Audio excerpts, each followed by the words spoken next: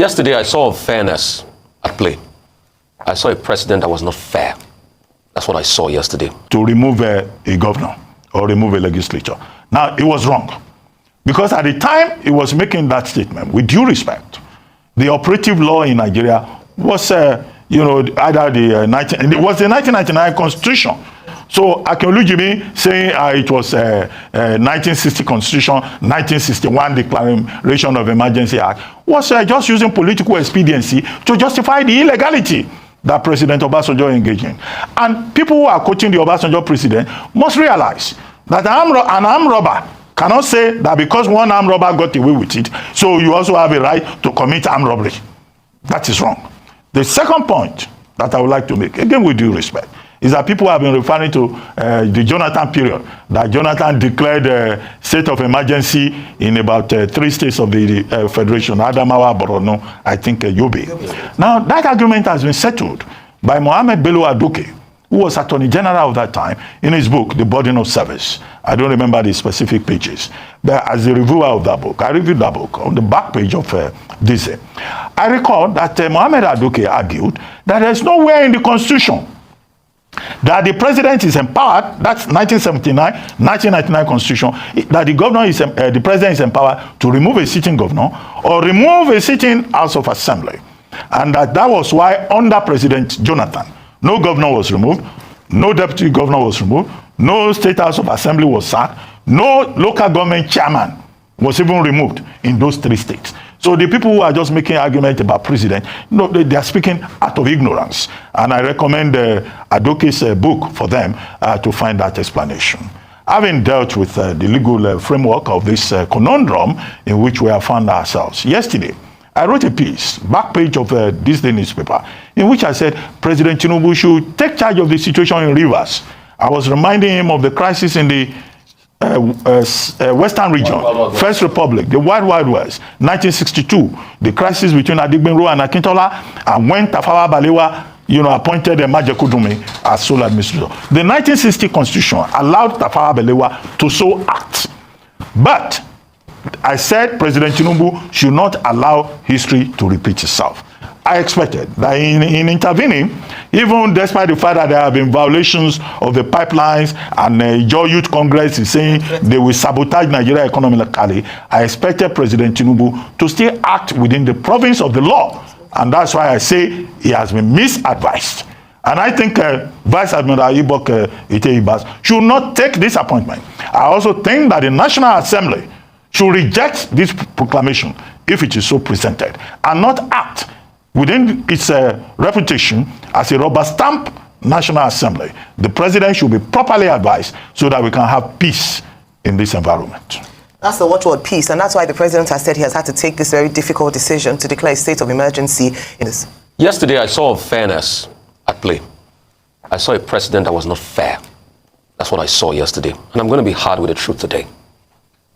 I'm not saying this because of us. I'm saying this because of our democracy. It's time we stop making this a demonstration of grace. All the legal minds have spoken about it extensively.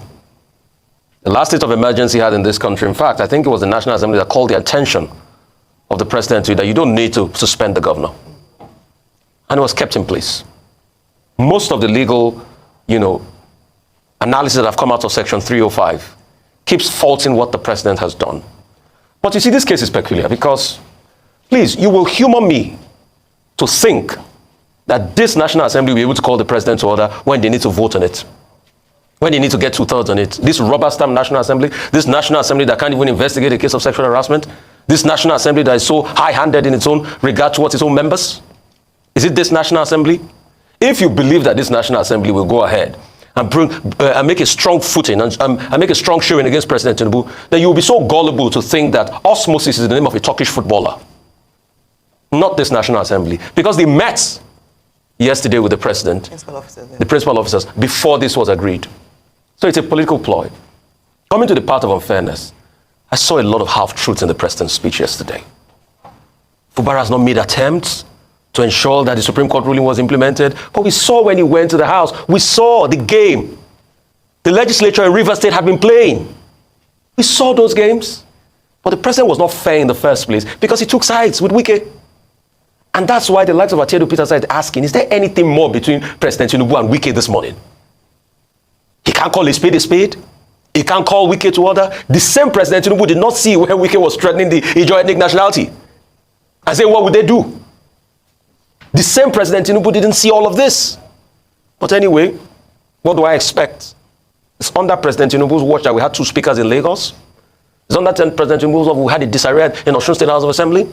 You've had political suicides everywhere. But in all of this, he heaped all of the blame on Fubara when we know the real actors in this matter. And like Ebon Adeboruwa was saying this morning, it was part of a grand ploy. Let's call it spade a spade. It was part of a grand ploy. The idea was to remove Fubara in the first place.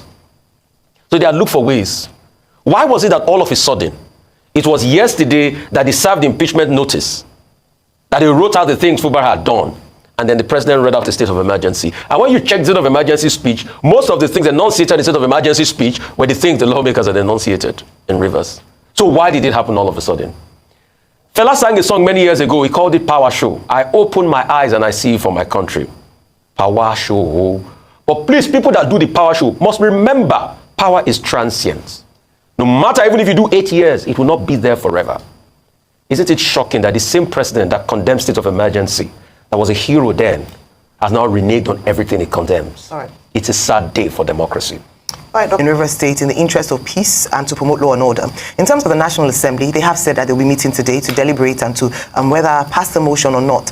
All eyes will then be on the opposition. We have to remember that the APC has a very small margin of majority in both houses, in the House of Representatives and the Senate. So let's see if we will now hear the voice of the opposition loudly, as their leaders have come out, including Atiku Abubakar, Chief Bode George, the PDP in itself have come out to condemn this move by the president, saying that it is unconstitutional. Absolutely. The NBA has also written an initial response to the declaration of a state of emergency, also saying that it is unconstitutional, citing the reasons given in Section 305 of the Constitution as not having been met. Questioning whether or not River State is in that state where it would fit into the areas that have been determined for the declaration of a state of emergency by the president. But I think, just to clarify something, Dr. Bati, Vice Admiral Ibas, the president had said that he would not be able to make laws, but regulations that will be subject to FEC approval. So it's the regulations that Vice Admiral Ibas makes that will be subject to approval by the FEC. No, the FEC is not a lawmaking body. Yeah. So it's the president is biased. Yeah, well, I so agree with that about bias, yes. biased. So in terms of being biased, yesterday, a number of people criticized that speech by the president, saying that, unfortunately, a lot of the things he said, and I think Ufa, you already alluded to this, were put at the doorstep of the governor. That's Governor Sim Fubara, saying that despite efforts he had made to try to bring parties together, Fubara hadn't made any attempt. But the statement released by Governor Fubara this morning actually speaks contrary to that. And we have followed very closely the crisis in Rivers State since 2023, just a few months after Governor Fubara was sworn into office, where at many points, when that meeting was had between him and the Minister of the FCT, Nyesom Wike, he had gone ahead to begin to implement some of the agreements. But then he said that the lawmakers reneged on the agreements, and so he had to pull back as well.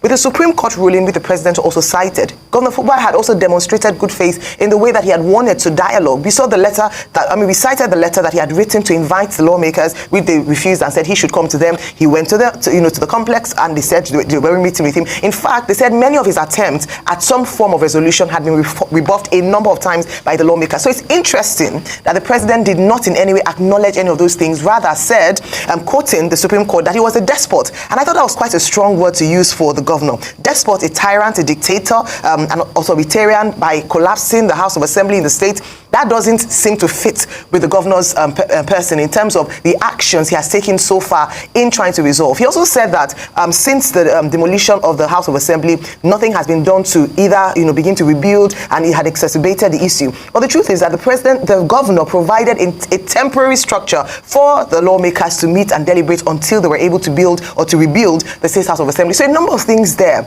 seem to make it seem or prove that the president was quite partisan. Now, as we've often talked about, it's difficult to play in a space or arbitrate when you're already taking a side. Not one mention of the role that the minister of the FCT played in all of this. Beyond that, what a number of people have opined, and I do agree with this, is that a lot of calls have been made to the president to rein in his minister. That would have been easier than if instituting or going with the Section 305, because the minister serves at the pleasure of the president. He's an appointee of the president. He's not an elected official. Just by reining him him in, we might not have gotten to this point where the level of crisis in River State has reached this height. And so the question again this morning is that, having made this announcement, what will he then say about the actions of his own minister, who has been a chief instigator in what has been happening in River State? Beyond that is also talk about the fact that this sets a bad precedent. I used the word militarized democracy a few days ago with regards to what we seem to be practicing in Nigeria today. What we do not want to fall into is a democracy where it seems like a lot of things are happening unilaterally, and there doesn't seem to be a respect for the rule of law, especially the Constitution, which is the ground norm for all that we do, is the holy grail for what happens in this nation called Nigeria. If the president himself is seen to be violating the conditions of the Constitution, it doesn't all go well at all for this democracy or for Nigeria as a nation. And so the conversation still continues. Yes. Ayo, if Nigeria suddenly faces a threat and there's some chaos affecting the country, will the president remove himself from office? Exactly. So if you can suspend the government, will he declare a state of emergency that removes himself from office and appoint a sole administrator to take over Nigeria? Mutatis mutandis. Yes, I think the logic If works. he can suspend the elected governor and his deputy, the president and his deputy should also be able to face suspension if there's a state of emergency declared in Nigeria. So a lot of conversations, but we still have guests in the course of today's show who will do justice to really break the situation down in River State. A lot of people have had many things to say about this, but the conversation continues here on the Rise News. A lot